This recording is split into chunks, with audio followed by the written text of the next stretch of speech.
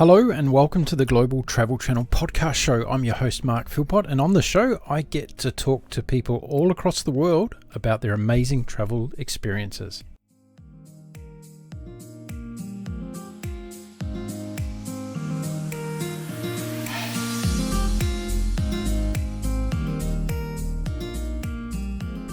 Hello everyone and welcome back to the show. I'm excited to be bringing you another episode today on the Global Travel Channel. If you're the first time listener here, welcome. It's great to have you with me.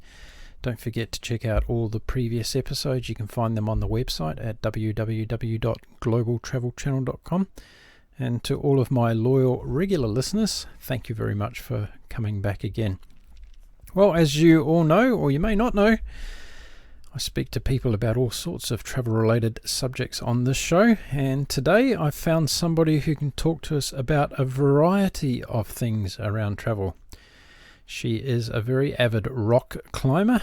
She also likes to travel solo around the world, but she's also working in a profession where she's changing lives, and she's helping young people across different countries in Latin America. So why don't we go over now and meet my guest for today. Her name is Katherine Conway. Katherine, welcome to the Global Travel Channel podcast show. Thank you so much. Happy to be here. How are you today? I'm doing well. It's gorgeous in Colorado. We're still socially isolating, but enjoying the time at home. You've just made me extremely jealous talking about Colorado. What part of Colorado are you in? I live in Denver. I grew up in Boulder, so very familiar with the area.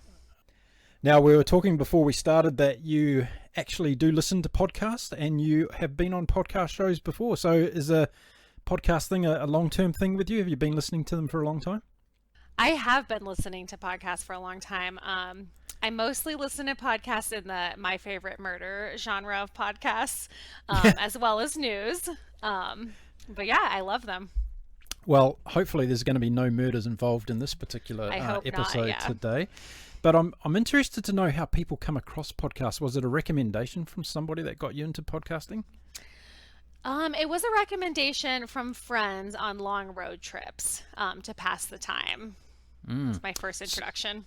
So is it something you do now when you're commuting to work, or when do you typically listen to podcasts? I listen to them mostly while running, actually. I find it very distracting because I don't think about running too much. Yeah, that's good. Good idea. Okay, so on my show, I always give my guests the opportunity to dedicate their episode to someone special in their life. So who would you like to dedicate your episode to today? I will dedicate this episode to my partner, John Strungus, who is gracefully putting up with me working from home and doing these podcasts from the middle of the living room. And is John a runner as well? Yes, he's a far better runner than I am. Okay, well, he might be able to plug this one in and listen to it on his next I hope so. run outside, yeah. Okay, well, this is to John. John, all the best. Have a great day. Hope you're enjoying the time together at the moment, being locked away at home. Now, before we kick off today, I thought we'd start talking about rock climbing. Are you up for that? Yes. Okay, good. I thought you might be. So tell us, you're a pretty avid rock climber, and where did that all start from? Well, growing up in Boulder, it was pretty much, at the doorstep. So I grew up, with my dad taking me on adventures in the mountains, mostly mountain climbing. We have what are called 14ers here, which are mountains that are over 14,000 feet. I actually got into rock climbing through friends when I went to college on the East Coast, but have spent most of my weekends doing it and lots of vacations over the past 13, 14 years. And it was one of the reasons I came back to Colorado recently. So you're pretty serious about it. Was your father a kind of role model for you in the rock climbing space?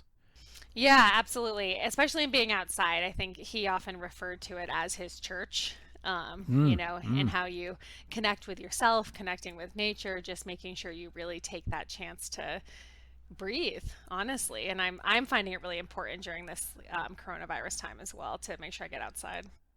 Yeah, I was going to ask you about that because I think in terms of rock climbing is one of those things where it can be extremely solo in terms of the solitude, but you can also do it with people, which makes it fun as well. What do you prefer? Do you prefer doing solo climbs or? So the way I climb is it's called sport climbing. So there's always somebody holding the other end of the rope.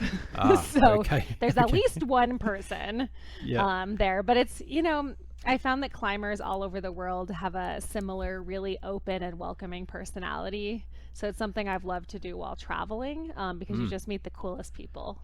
Okay, cool. So we are a travel show, and you've told us about Boulder. So why don't you give us a couple of tips about coming to Boulder to do some rock climbing? Where's the best places to go? Ooh, great question. So in Boulder, we have what are called the flat irons. Mm. And they're these huge slabs of rock. They're thousands of feet tall, and they're at a pretty low angle, so they're not too hard to climb. In fact, a lot of people do them without ropes, which I am not advocating for. Right. Just put a note in there. I don't advocate that. But it's the kind of climb that almost anyone can do, and you have this gorgeous view of the mountains as well as the whole city of Boulder. Yeah, beautiful. Okay. And what about the El Dorado Canyon? Is that another good place to go?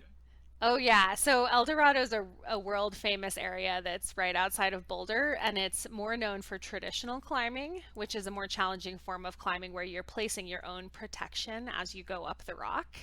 Yeah. And it's incredibly beautiful and very challenging. And if you ever have the opportunity to go there, I would highly recommend it. I'm trying to get Alex Honnold on my show to talk about his free climb up El Capitan, yeah? And have you seen the film?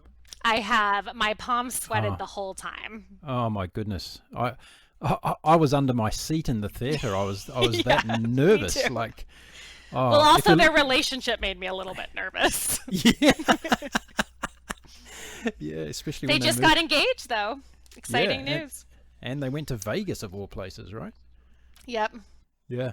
So if we're talking about a famous climber, everybody, if you're not into the climbing community, but if you want to see a dramatic documentary, I'm talking about dramatic, you've got to check out Solo with Alex Honnold because it's just unbelievable how he got up that thing. And he doesn't stop, does he? He's all over the world doing this stuff. Yeah, he's absolutely incredible. The things he's done. So what about the rest of Boulder? What attracts people to come to Boulder from all over the world? What other things can they do there besides climbing and hiking in the beautiful canyons and nature? So Boulder is primarily a college town. There's a huge university. So there's, between 40 and 50,000 students there. Which means there's really awesome, theater opportunities. There's a huge Shakespeare festival every summer. So it's got a really fun and young vibe. Yeah.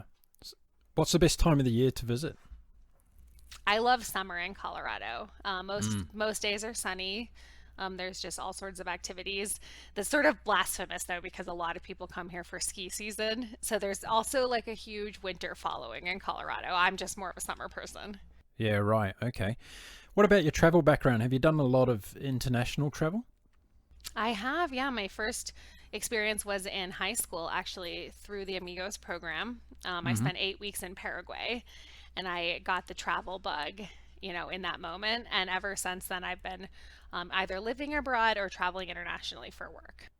So tell us about that first travel experience because it's actually with the organization that you're with today and we're going to dive deeper into that. But I'm interested to know how that first travel experience changes people and what kind of impact it has on your mind when it comes to, seeing the world and touching and feeling other cultures. So what was the impact on you for that first trip? Yeah, I feel like my life has really gone full circle now working for the organization that first Mm, provided the mm, opportunity for me to experience another place and another culture. I think so many people who grow up not traveling a ton internationally with their family may not have been exposed to a completely different, way of life. And Amigos provided this opportunity for me to live in rural Paraguay with a host family for 8 weeks. mm. So I was living in like a tiny little house with a young family, a mom and a dad, and their young son. And there was barely enough room to like move around the house. They didn't even have an outhouse. That was part of one of the projects we did was to actually build the family an outhouse. And so it was this experience that just, every part of it was new and different, and the food was different, and the language was different, and the way people related to each other was different. And 8 weeks is long enough where halfway through you start to think, oh my gosh, there's parts of this that are actually a little bit better maybe than my fast-paced high school life in Boulder. Right. There's parts of this I want to take with me. And it was just that knowing that there's things beyond my own like day-to-day experience that I was like, I have to study this. I have to go down a road where I'm going to continue to be in elements like this that take me out of my comfort zone. So how old were you when you went there for the first time? I was 16 in this first experience. And okay, so this is really interesting because we're going to be talking about the organization that actually planned and took you on this trip versus the one that you're working with today, which is the same organization. So how did you first get in touch with this organization to go on the trip? So the way I first heard about it was older students who came to and did a presentation in my Spanish class in high school.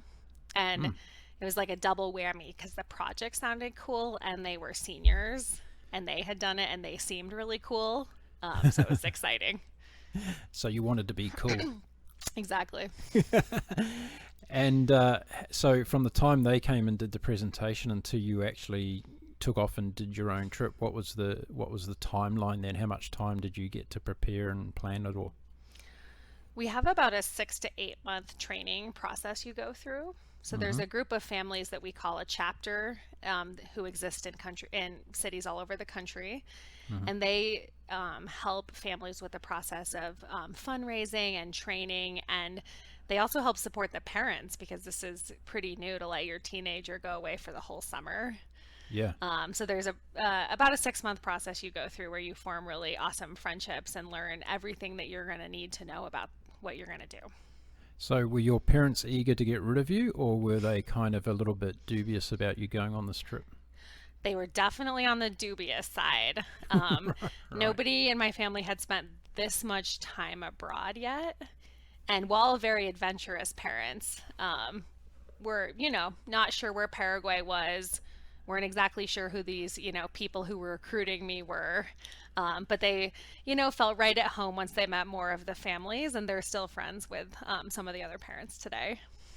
I was going to say, a man that hangs off a rock ledge couldn't have any doubts about his daughter going to Paraguay. Yeah, you'd think, right? Yeah, exactly right. Yeah. So you came back from that trip after the 8 weeks, and what were some of the emotions that you felt after you'd done that first trip overseas, and importantly, doing the kind of work that you did? Tell us about the kind of work, the things that you were involved in. Yeah, so what I got to do was what's called a community-based project. And so I worked with some Paraguayan youth who lived in the community to design a project that had to do with whatever the need was for the community. And what we just figured out the need was the need for a youth group and for youth to meet once a week and have a space where they came together and had fun. So it had a health education component to it as well. But it was really awesome to see, their ideas come to fruition, as well as our own. So what were some of the things that they came up with in terms of ideas that they wanted to do? So they wanted to do, to raise money to build out another area of the community center that would be for youth. So we didn't finish the whole thing while we were there in 8 weeks, but we started with having a community raffle to raise money. So they went door to door to auction off I think it was a gallon of cooking oil, something brilliant. pretty small. Yeah. They also held I'll call it a workshop. In Spanish, it's a charla for younger students, for younger kids to learn about brushing their teeth and washing their hands, which, gosh, we're all learning about again today on the hand washing side. Yeah, it's come in handy. Totally, yeah.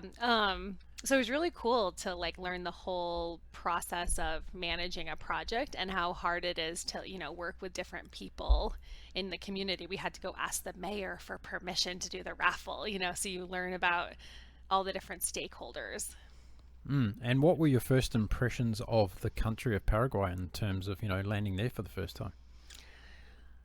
One of my first memories was as we were driving out to the community that they were gonna leave the girl who was my partner and I in, is that it was really flat. And I think having grown up in a mountainous region, I had never seen the sunset on the horizon. Yeah, So right. right away I was like, wow, we're like outside and it feels very jungly. Not jungly like in a tropical way, like a dry jungle. But the sun felt very present. And I think that stayed with me the whole summer because so much more of life takes place outdoors because living spaces are dark and small. Yeah. So you just felt very like connected to nature and the fields. That's really interesting what you just said, because it's the last thing I would think about is that you're used to sunsets going behind massive mountains and not seeing the entirety of the sunset, so to speak. But when you're in a flatter terrain, then you get to see the whole thing. That's a really impressive thing to be mindful of. What were some of your reactions to things like the food and the music and all those sorts of things?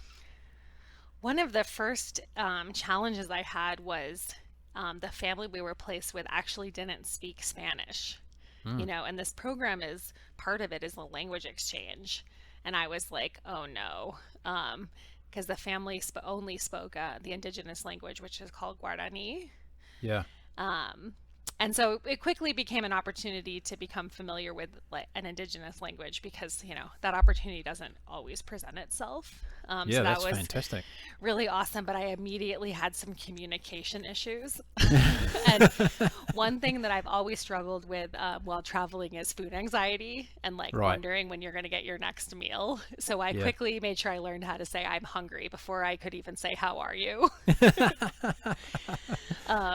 So that That's was very the cool. first thing that really jumped out to me. Yeah, fantastic. Well, it's really cool that you were put in that position in some ways, because, as you say, it's not every day you get an opportunity to learn an indigenous language. And, I wouldn't say that it's too handy for you in Boulder, Colorado, but it's something that at that time of your life it would have been a really fun thing to give a go to. Yeah. Absolutely. Yeah. Yeah, great. Okay, so you came back from that trip, and what were some of the reflections in terms of, obviously you got the travel bug and you wanted to go off and do more things. Did you get this connection to doing good in the world at that stage? Was that when the seed was planted? Yeah, I've thought about this before, especially as I think about what kind of students who do the program now. There's the chicken and the egg conversation because I think students who want to have an impact in the world are attracted to the program. Hmm. But then also, well, okay, there are a few students whose parents send them. Yeah. um, and then I think the experience makes you want to do that even a bigger scale. So I definitely came back to my senior year of high school ready to have an impact. Hmm. And on one hand, I was like, oh gosh, I have another year of high school. I'm like ready to go out in the world. I'm like ready to go to college and make my own way. Yeah. Um, but the last year of high school, presented a lot of opportunities to recruit other students to participate in the program and to prepare for college. So what was the dream job in your mind back then at that stage? Did you have something that you really wanted to target? I know that I wanted to work abroad and I wanted to work in the field of international development. Amigos had really introduced me to it. Mm. And so I made the decision to study that immediately in college. And from there was spent every summer and semester I could abroad. Right. And I knew that I wanted to work in the nonprofit space. I think there's a flexibility in the nonprofit world to really seek out huge impact, and you're much more flexible than some jobs that might be in the government system. So Yeah. I've always been set on working in this kind of field. It's maybe I have my dream job right now. I'm not sure if I would have been able to name that right after I did the program, but I Yeah. definitely thought Amigos was pretty cool. Yeah, right. Okay, cool.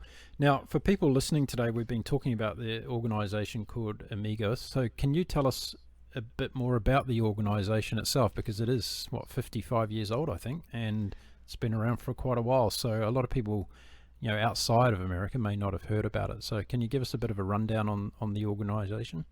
Yeah, absolutely. So Amigos was founded in the 1960s, around the same time as the Peace Corps, which has more name brand recognition. And it was founded in response to some public health issues in Latin America. And some youth from Houston, Texas, wanted to play a role in having a positive effect on, at the time, it was concern around polio. So the first work that was actually done in Latin America was along the lines of immunization. Hmm. Over the last 55 years, we've transformed into an organization dedicated to youth leadership. We've Right. worked in 13 countries throughout Latin America. And the model is also now bi-directional. So we have some youth who go to Latin America from the United States and participate in a program similar to the one I was describing, Right. including community projects and language exchange and leadership development. And we also have a program now where youth from South America do an exchange and come stay in the United States for 3 weeks and implement projects. So we're Oh, pretty excited about the model, being bi-directional at this point. yeah, that's cool. Now, for people listening all around the world, and today your voice is going to 97 countries across the planet. So, is the program open to students and young people outside of America? Absolutely. Yeah, we've had students from throughout Europe, I think Australia, come and participate in the program. So you don't have to join the program through our local chapter system in the United States. You can open enroll. So anybody's Right. welcome to join. Okay. And they do that via your website, or do they have to do it through their schooling system? They do it via the website. So it's amigosinternational.org. Yeah. Okay. Fantastic. So, I guess the organisation, because it's been going so long, it's got a fairly creditable structure behind it. So I'm interested to learn a little bit more about that. How many people actually work for the organisation? There's about 35 people who work full time for the organization, and we have what I'll call an army of volunteers who work throughout the United States preparing students. Mm. So what do you think draws those volunteers to your particular organisation? For the most part, they have had a transformational experience themselves through spending time in Latin America, or they have seen the impact that the program had on their child and they want to make it possible for other people. But we have had people volunteer for decades. People feel very tied to our alumni network. Mm, mm. So it's all about, people getting that bug to do good, and they come Hmm. across your organisation and find that it's a good fit for them, yeah, for whatever reason. Absolutely. Yeah, okay, good. And how does your organisation raise funds? What are some of your key programs behind fundraising? So one of the programs that I just mentioned where students come to the United States is actually a U.S. State Department program. Hmm. So we have some funds from the State Department. We have funds from individual donors and foundations. And then the model is partially revenue driven, meaning that students fundraise and their families pay for them to have the experience in Latin America.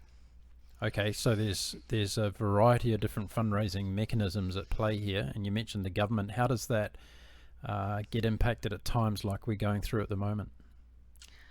So we are in a moment of transition and pivoting to the development of a couple of virtual models. For example, our State Department program will become a virtual leadership program because it's not possible to do an exchange program in South America for the next couple of months.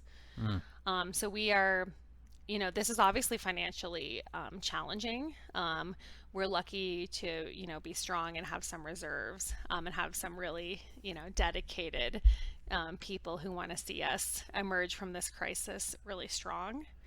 But Mm. part of that is, creating opportunities for youth that are online in the near future. We're planning to launch a virtual leadership program in the next couple of days. We're seeing that there's a big need and that a lot of youth, especially in the United States, are going to, not have a lot going on this summer. Yeah. And on the other hand, they're going to want to make an impact, that they have a role in this crisis, right? So Mm. we're trying to put those two things together and create a way for them, to develop leadership skills, to meet some of their peers virtually in Latin America and throw around project ideas, and then actually implement a project in their local community when it's appropriate to leave their houses. Okay. So what role do you actually play in the organisation? I'm the managing director of programs, so I Hmm. oversee all of our different types of programs and the development of new programs. Okay. So how's this particular time that we're going through now? How's that impacted the way that the the senior members of your executive team have looked at the structure of the organization and how you do things. Have you been able to respond very quickly to the new landscape that we're in now? Yeah, our first step, we actually had students who were in the field in South America on what we call a gap year, which is Mm, like a year between high school and college, where we set students up with internships and mentorship opportunities. So we were really closely watching the news, watching, speeches by the presidents of countries in South America. When they started to talk about closing borders, we really quickly moved to get our students home. mm, And it's not to say that the US was, in a better position in its response to COVID-19, but to be separated from your family and have no way to get home would have been very stressful. mm. For students and their families. So we got the students on a couple of the last commercial flights out of the countries, which was, really amazing. And How, since how many were there out in the field at that stage? there were about 30. Wow. Okay. Hmm. Yeah, so half in Uruguay and half in Ecuador. Right. And since then, we've been working on it, like, more on the organizational level to figure out how we can pivot. So on one hand, we're, cutting expenses, and making sure that we're, being as careful as we can with our Mm, funding. And on the mm, other hand, we're trying to think of what our role is right now. If we mm, believe that youth leaders can take on a role in a crisis, especially in a public health crisis, and have a positive impact in our community, how do we achieve our mission right now? mm. And on one hand, that means that it's, we can do work in the United States, which in some ways is pretty new for us. Yeah, right. You recently wrote there is a role for young people in a public health crisis. Can you explain what you meant by that a little bit more? Yeah, so there's so many facets to a public health crisis, and COVID-19 is, no different, right? There's, marginalized populations who don't have access to even contact, people who are in elderly homes. There's going to be a long-lasting economic crisis that comes out of this. There's definitely areas where we can, build community cohesion Mm, through positive, social activities. And so there's so many opportunities for youth to really drive something positive that's going on in their local community. So what I'm hearing then is there's going to be a little bit of a transformation about the youths that go through this program, focusing a little bit more initially on the home, on the United States, and getting programs up and running there.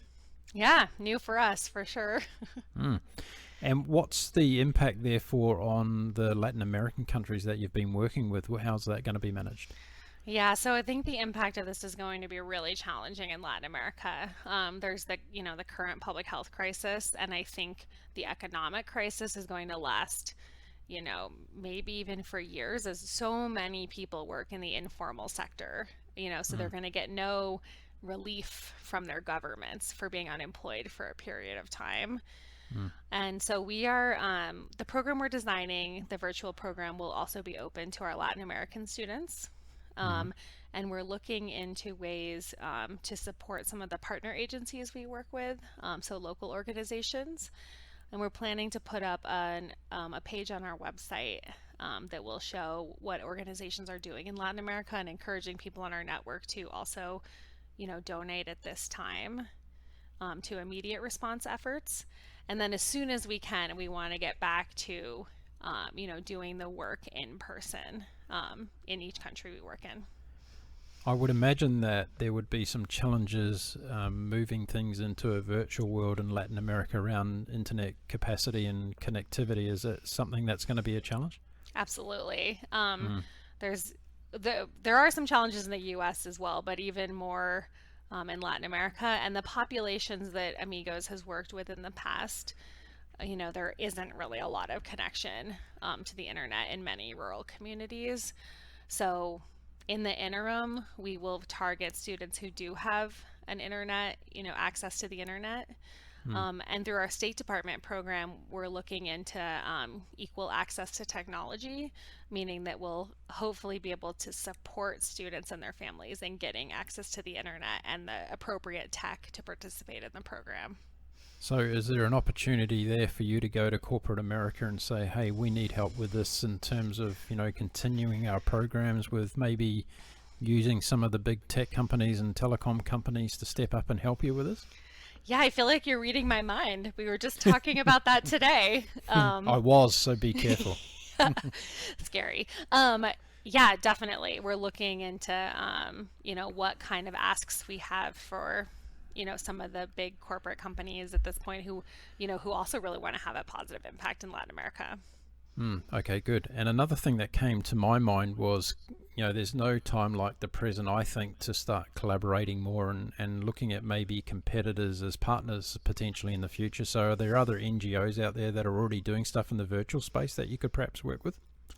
Yeah, absolutely. And we actually have a partnership with Tufts University. Mm-hmm. And as you probably know, many universities have gone remote for the remainder of the semester.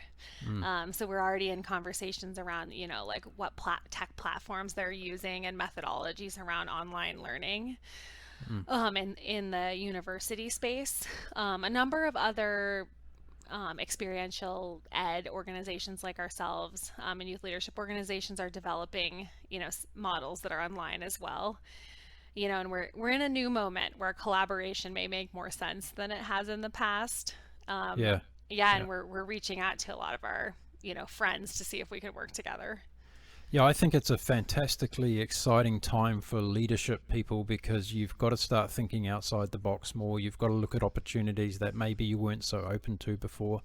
And I can see not only in your organization, but many organizations can come out the other side of this maybe a lot more successful in the long Hmm. run with new opportunities that are developed through these times. Would you agree with that? I would, and what I would add is that I think that this is going to make this change is going to make it so that more people can access this type of programming. Mm, Doing an exchange in another country, it can be expensive. Obviously, we have lots of scholarship opportunities, but it can be expensive. A virtual exchange, may be open, to more students from different types of socioeconomic backgrounds. yeah. So there's a part of this that feels like really exciting to me. Mm, If mm. we can get the program designed in a way to reach those students. Yeah, absolutely. I'm waiting for all these rock stars to decide that they're not going to tour the world anymore when we can travel again and just do gigs from their living rooms Yeah, it because has been fun. it can save a lot of money, right? And, a lot of Well, and travel we can time. save the environment, maybe. Yeah, yeah, absolutely. Now, I'm asking you a lot of questions today about the non-profit side of your business because one, I'm quite passionate about it on this show, and I've done a number of shows before with people talking about traveling around the world doing good. I used to run my own international not-for-profit organization, and there's a lot of question marks in the non-for-profit space about, integrity, credibility, sustainability, and all those sorts of things. So your organization's been going for 55 years, so from a sustainability point of view, the model seems to be working. Is it a model that is sustainable into the future and the new future that we have, or do you think there's going to need to be changes to the funding streams of your model?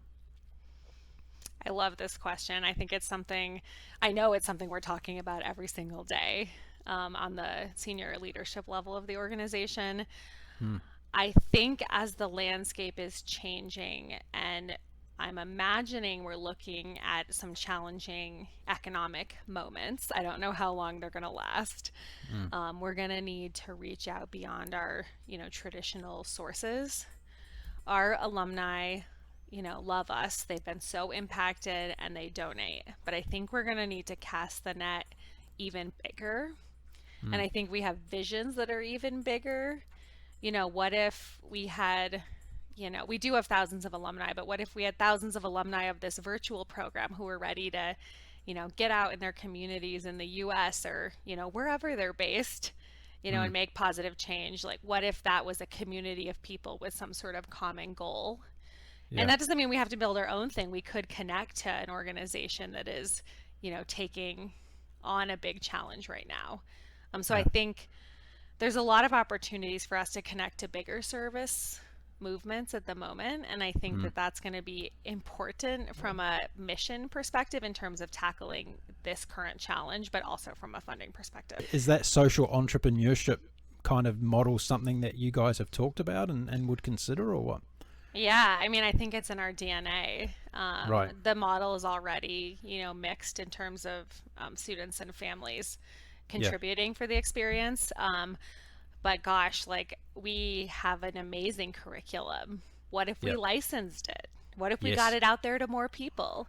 Yeah. Um, yeah, there's so many different opportunities. And then even on like the Latin American side of our program, so many of our youth define themselves as social entrepreneurs and have gone on to create, really amazing organizations in their own countries. Yeah. There could be a way to really harness some of that power.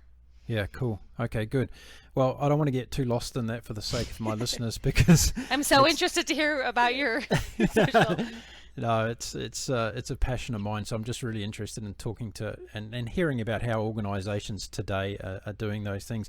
But I want to get back to the impact of what you're doing, because that, at the end of the day, is the most important thing. And I want to hear some stories from you about transitions of lives that you've seen and been witness to, of young people that have gone on these programs, and what does it give them when they return from that? I think there's so many elements of this. The first one I think is internal. I think it's an increased sense of self, and your own agency, whether or not it's, in designing your own path in life, if it's like organizing your role in your community. I think people come away, really transformed in how they see themselves. And we actually see major increases in individuals, confidence and self-agency. So that's, first and foremost part of our leadership model. Yep. Secondly, people come away with a really strong desire to do what we refer to as ethical service, which for us means, doing, the most good for the most people you can in your community, but through an assessment of, the needs and strengths of that community. And people, whether or not it's public health focused or economic focused or environmental focused, people really go on to dedicate their lives to the social good in the nonprofit space and also in the corporate space. So there's many levels in which individuals are transformed. I think everybody who has participated in the program develops a love for Latin America.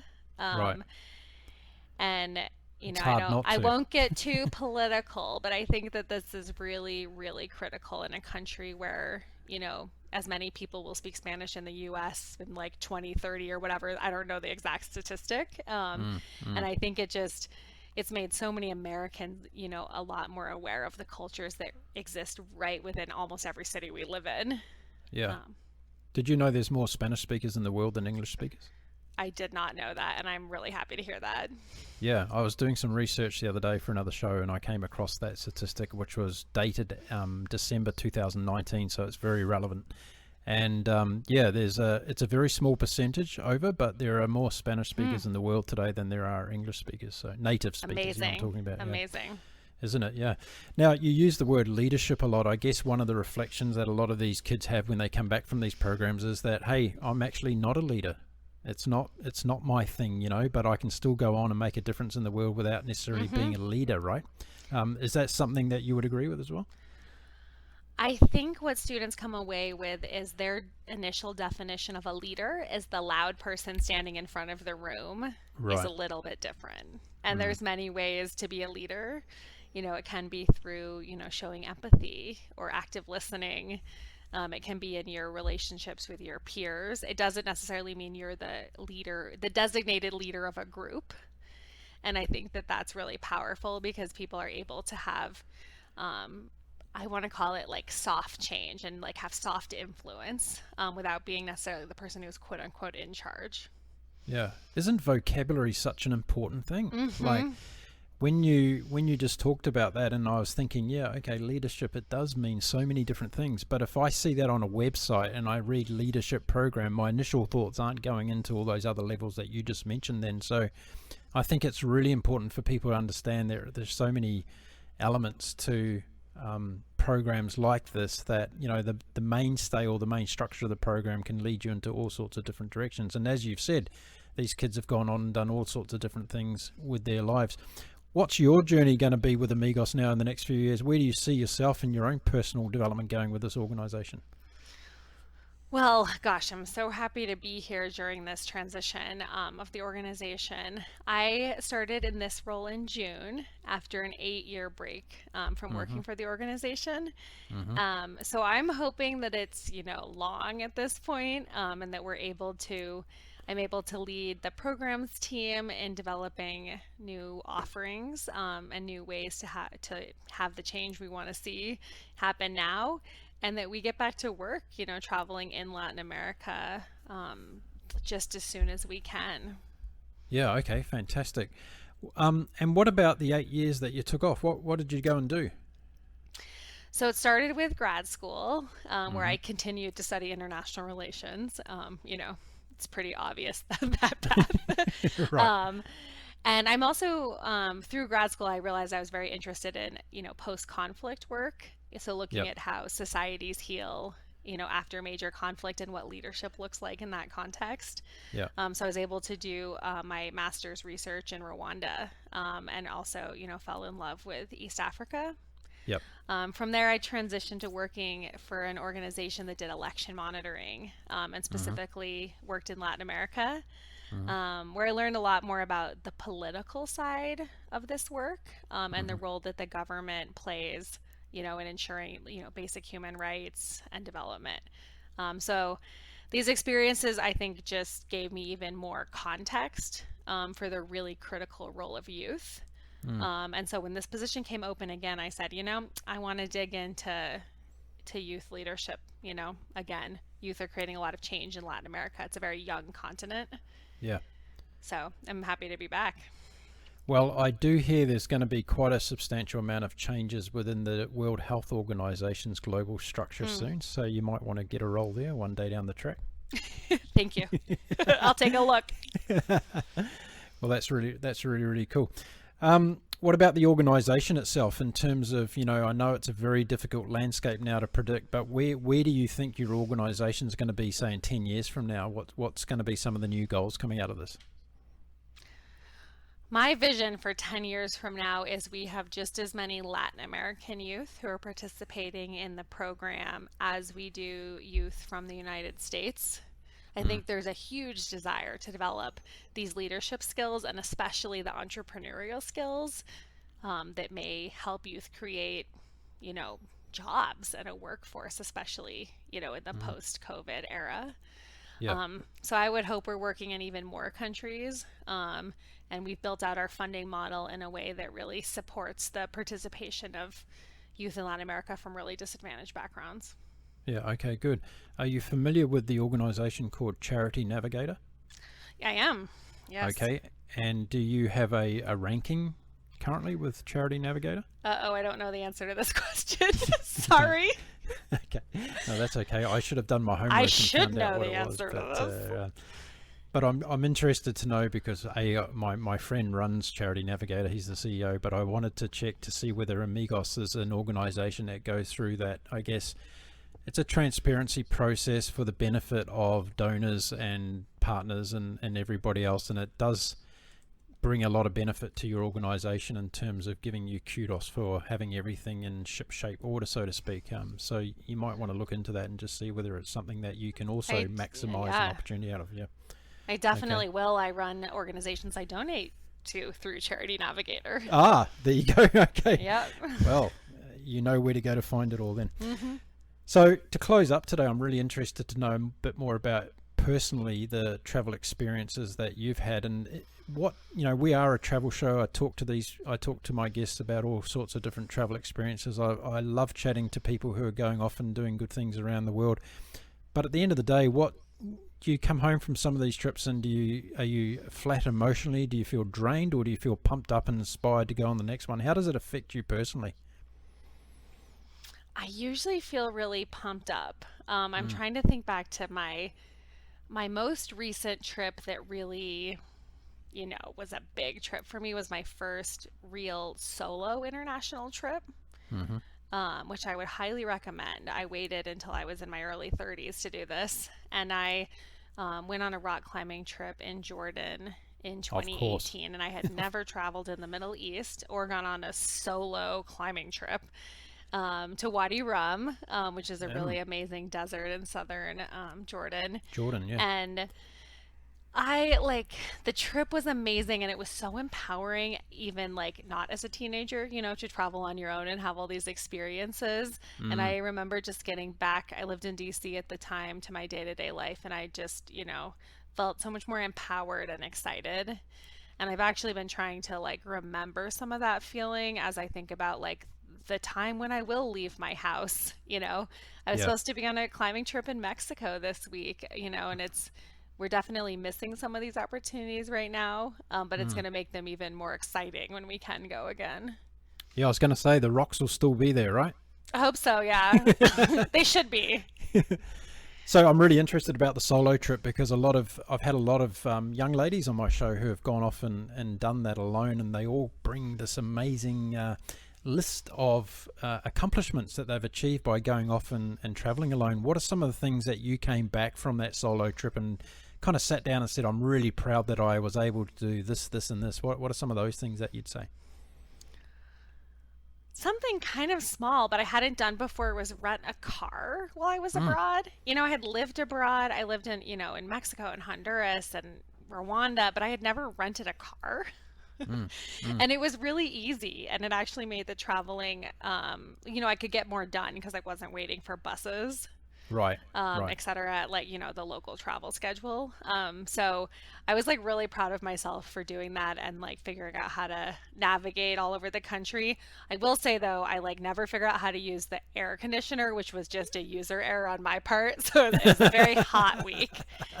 Um, and the other thing that I have learned is, especially with climbing or any sort of like adventure activity you want to do, I have been able to meet really awesome people on Facebook in advance, Yeah. which, I'm wary of like recommending this, but I have found climbers to be such awesome people, and people are so stoked to take you out and to show you their area where they go climbing. Yeah. And then it's this cool way to exchange, language, and Mm, everyone's really psyched about it. So mm. it's pretty fun. So I found it to be like a shared activity that helps with some of the cultural exchange. Yeah, that's really cool. How do you think all this travel over the years has changed you as a person? Do you think it's changed you as a person? Yeah, I've been reflecting on that question a lot since I just moved back to where I grew up. And I never thought I would do this. And I think I've been joking with my mom that it took me, 15 years of traveling and living other places to realize I grew up in a really awesome place. Mm, And how much I've like loved off the beaten path places in other countries have really inspired me to explore where I grew up. yeah, So I'm actually kind of digging into some local travel in Colorado, which if you had asked me that 2 years ago, I never would have thought that this would be of interest to me. that's fascinating because I've heard a lot of people say this recently that actually going home and making myself aware of what I actually had around me and exploring that more has been a trait that a lot of people were talking about. So that's something that's obviously evident with you as well. Yeah, and my mom just says, "Well, why do you think we moved here, honey?" And I was like, "Okay, but I had to figure it out on my own." Oh, kids will always be kids, right? Yeah. Yeah. Do you still go climbing with your dad? My dad actually passed away a number of years ago when I was in college. Oh, I'm But sorry. no, I dedicate a lot of my climbing to him, and I know that he would be somewhere between proud and scared of how excited I've gotten about climbing over the last 15 years. Yeah, fantastic. So what's the future of the climbing hold for you? Have you got anything major on your bucket list you want to knock off as far as a climb? Yeah, my current goal is to try to like stay in shape while I'm in my house. I've mounted some, boards to hang off of on the wall. But exploring Colorado, and then getting back to Mexico when I can. There's an amazing area there called Puchero Chico, which is just thousands of feet of climbing Whereabouts is you can that in do. Mexico? Which part of It's Mexico? in it's outside of Monterrey in Okay. northern Mexico, and it's something that's referred to as the mecca of sport climbing. Okay. And what's the name of that again? Puchero Chico, it means the little Church. gate in Spanish. The little gate. Okay. Right. So that's one that I'll tell you what. I want you to come back on the show when you've done that. Okay. Okay, I will. And tell us all about that particular trip, because I'm really interested to hear about all these freaky. Have you seen that video on YouTube recently of a girl? I think it's a lady. She's climbing around her kitchen Uh-huh. Yeah. in I've lockdown. considered whether or not I want to do this, and then I keep imagining myself like slipping off the counter, and then I have to go to the hospital, and I know the doctors are already really busy. So I'm Like not that's doing could it. that's got I just watched her do it. I was in awe that she could do it. And then secondly, I was saying, hang on, you're one slip away here from having a major head injury. It Yep. just looks Hmm. so dangerous. But Not worth it anyway, right now. yeah, people are filling in their time in all sorts of different ways, I guess. Yeah. So before I let you go today, what are your 3 top tips for traveling for people listening to the show today? Tell us what traveling is all about, and your 3 top tips for my listeners. My first tip is definitely tell somebody your plans. I Hmm. found that I'm able to relax a lot more when I have some of the, safety elements taken care of, because then I'm not thinking about it and I can really, dig into whatever's happening. Yeah. Um, Another thing I love to do is to just sit and people watch while I'm traveling, Mm-hmm. especially when alone. I think, many of us probably do that while we're alone, but you can see so much just by, watching what other people are doing. Hmm. And the last one is figure out what it is that you love to do in every culture, because then you're going to find other people that love it. And then you just have this like incredible exchange, whether, it's cooking or fashion, whatever it is that really drives you. Because then so many of the differences fade away and you can just, see people for who they are. Yeah, I love those 3 things. Do you have a medical plan? Do you put a medical plan together before you travel? I do, and that's actually my job at work. So Ah, I, make sure all of our volunteers are safe, and we do a lot of vetting of hospitals and clinics, and plans that volunteers follow in case something happens. And because I grew up through Amigos, thinking about your plan in case something happens, I always, make sure I at least look up the hospitals and have them on my person, the phone number in a way that's not just in my phone in case I run out of batteries. I know something else that you're quite proud of at the moment too, and that's your blood type. What's your blood type? It's O positive. I don't know why it's so hard in the United States to learn your blood type. You have to donate blood. So I just think it's so crazy to learn like in your 30s what your blood type is. But yeah, it's exciting. There you go. Well done you for putting a medical plan together, because it was something I actually did a show on ages ago, and Oh, you'd be surprised how many people don't have a medical plan when they travel. And it inspired a lot of interest, because I think particularly for families traveling, it kind of kicked them up the butt a bit and thought, wow, yeah, we should actually have something in place here in case something goes wrong, which can happen, of course, yeah. it can and it does. You have to, have at least given it some thought. Yeah, exactly. Well, Katherine Conway, it's been fantastic having you on the Global Travel Channel podcast show today. I'd really love to have you back on in the future and give us an update on how everything goes with Amigos and what kind of programs come out of our new virtual world. And also, when you get up to Monterey and you knock off that climb, I'd love to have you back and to hear all about it. Great, and thank you so much for bringing us all these stories from around the world while we're stuck at home. It's awesome. You're welcome, and I'll keep doing it, that's for sure. So have a good time, and we'll speak again soon. Thank you. There we are, from beautiful Denver in Colorado. That was Katherine Conway speaking to me today on today's episode. And what a great journey she's had, starting off going on a project with a non-for-profit organisation as a teenager, and now as an adult ending up working for that organisation. So it obviously shows that Amigos de las Americas are doing something very good. So that's great to hear.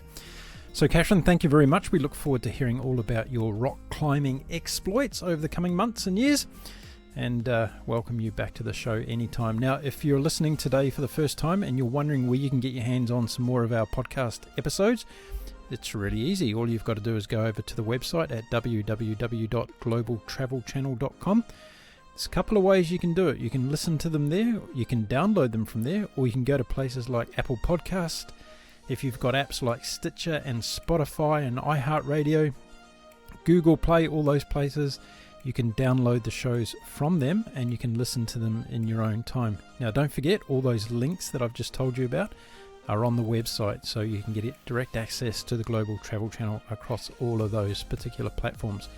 If you do like the episodes and you want to tell somebody about it, hey, have you listened to the Global Travel Channel podcast show? Please do it. We're trying to get as many people to listen to the show as possible. And if you've liked Katherine's performance today, you can vote for her on the Global Travel Channel Podcast Awards. Yes, the 2019 and 2020 awards are now full steam ahead. You've got up until June the 7th, if you're listening to this podcast, June the 7th, when voting will close, and you can vote for Katherine in all sorts of different categories there on our website. So just go to the website, click on the awards button, and you can submit a vote for Katherine. Okay, well, that's all I've got to share with you today. I've enjoyed bringing you another episode from the Global Travel Channel podcast series. I look forward to the next one. My name's Mark Philpott, and until we meet again, stay safe and be well.